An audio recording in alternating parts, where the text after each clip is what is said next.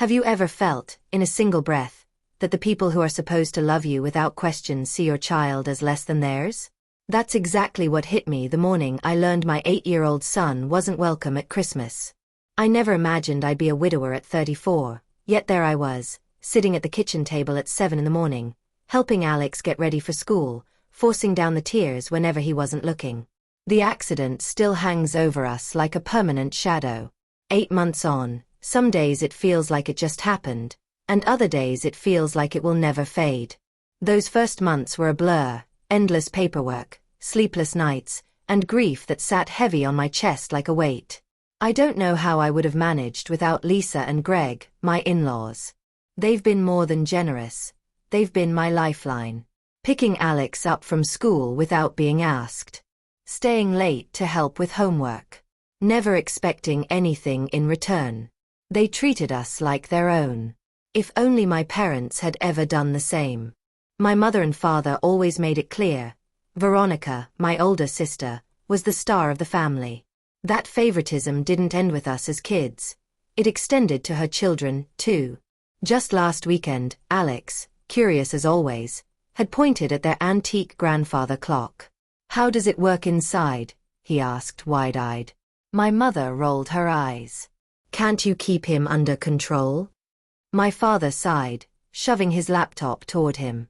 "Here, play a game instead." But Alex didn't want games. He wanted someone to answer him, to feed his curiosity. Meanwhile, Veronica's 3 kids sat frozen to their phones, earning nothing but praise for doing nothing at all. I've gotten used to biting back the sting of comparison. Silence has been my shield. But that Tuesday, when I walked into my parents' house for dinner, something felt strange. Mom had made my favorite lasagna, which she rarely did, and Dad was suddenly chatty. They were leading up to something. "Ethan," Mom said, her tone too careful, "how much did Jason's life insurance leave you?" The question landed like a slap. $363,000, I said quietly, the words thick with grief. "Well, what are you going to do with it?" she pressed, tapping her fork against the plate in a rhythm that felt like a countdown. I explained it was for Alex, for his education, maybe a house one day. Dad waved it away. "You should think about now. About family. Not just Alex. All of us." Mom leaned in eagerly. "You could help your family now." I cut her off.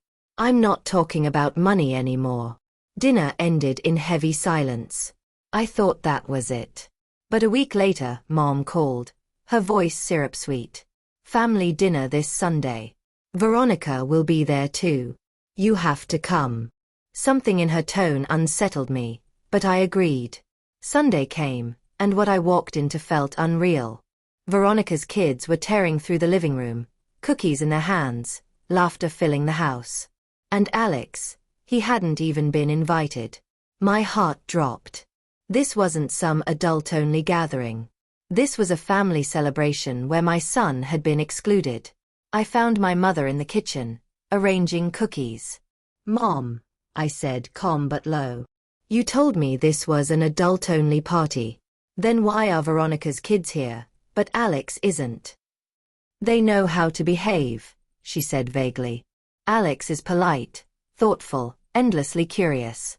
He deserves to be there as much as any of them." But she just shrugged. "You spoil him. You encourage all those questions. The others know their place." Something inside me broke. I stepped into the middle of the living room and cleared my throat. The chatter died instantly. "Some of you are wondering why I came alone. Alex isn't here because I was told not to bring him. Not because he misbehaves, but because he's mine. My son isn't welcome at this Christmas while Veronica's children are free to run around." I paused, then added, "And while this has been happening, I've been sending my parents $1,100 every month. Money that should have gone toward my son's future, just to keep their approval." Gasps spread across the room. Veronica stuttered. I never actually received any money. Mom and Dad made me say that, so Ethan would agree to send it." The truth fell into place. My parents' manipulation, Veronica's part in it, The cruel exclusion of my son, all laid bare in front of everyone. I have one more thing to say, I continued, voice steady. I'm done. I won't be sending money anymore. I won't be part of this family anymore. We're finished. I turned, left the bag of gifts by the door, and closed it behind me. The sound was final. A chapter that should have closed long ago had just ended. Later that night, pulling up to Lisa and Greg's house, I saw Alex through the window, laughing as he decorated cookies. Relief and love washed over me. Christmas didn't need to be about perfection, appearances, or empty traditions. It was about laughter, warmth, and belonging. The next morning, Alex woke surrounded by gifts, eyes bright as he tore through the wrapping paper. His laughter filled the room. And for the first time in months, I didn't have to fake joy for anyone. I only had to be happy for him. And that was enough.